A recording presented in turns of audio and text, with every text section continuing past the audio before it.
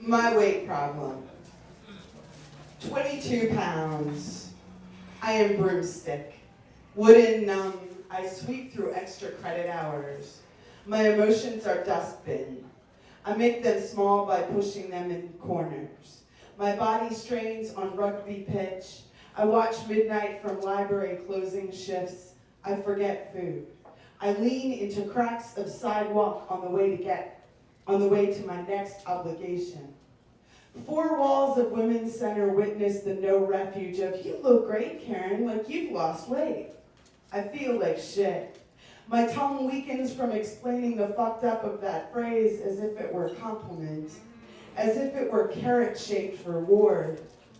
In breakdown, my appetite forgets itself as I try to forget myself. The depressions of my life are charted by the number of times I've heard, you look great, did you lose weight? 30 pounds.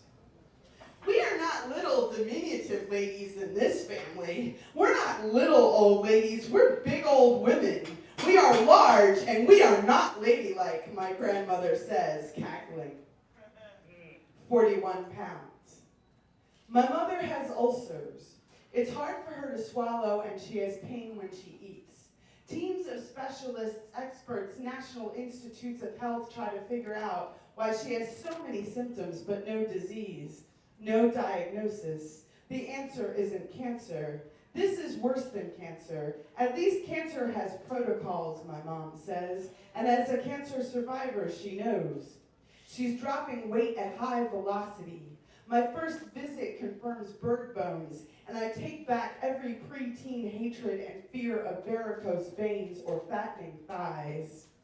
16 pounds. A marathon runner on our track team collapses. We envied her for the distances she spanned, the largest mileage from plate to mouth. Her straight A's would not match the accomplishment of eating a whole sandwich. 18 pounds. I am coming out, bursting from my shell, being a big dyke. I am what early feminists and athletic departments everywhere feared. I love punk bands. I love hard, fast, sounds, loud. I am grunge. I wear combat boots and flannel. I shave my head. I dye my hair colors. I am beautiful. I am more myself. All those magazines lied. They spoke bones and celery and sickness. 10 years old. Bubble butt. No matter how scrawny I was, I always had one. Leslie. This should have been Leslie, but kids get it wrong sometimes.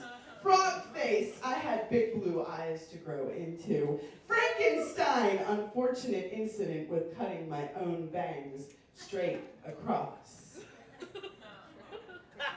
27 pounds. I swim from couch to couch in a language secondary to me. My ex-partner's mother palms me cash I siphon off with wheels of cheese, tomatoes, fresh bread rolls, and Turkish pizza. For a living, I check coats at bars and wash dishes. I am simultaneously experiencing the euphoria of freedom and free fall of homelessness, isolated, surviving. This shifts me more than any other experience. I am made strong by resisting suicide, by thoughts of my parents and a man walking his dog. Being rootless is scarcity and opposites. I'm having the time of my life. I have never been more heartbroken. I look fantastic. 218 pounds. I am heavy with the weight of losing my mother to an undiagnosed wasting illness. It reifies my associations with thinning as unhealthy or coming from sick cultural pressures and neglected mental health. I have a fear of weight loss as others fear weight gain. I have also feared weight gain, but not in the same way. Periodically, I have associated thickness and sturdiness with strength and power. This is the difference from feeling fat and out of breath, and I seek balance. If I remember my grandmother's comment about being a big old woman, it gives me 3 goals. The first is to be bigger than my skin and effective in connecting with others. The second is to be old, that age is a gift of more life when life is not a guarantee. To be old is an accomplishment. The third goal is to be a big woman, is to know how to heal myself, make the next right decision, to keep moving and shedding the weights of exterior expectations to fulfill my own balance.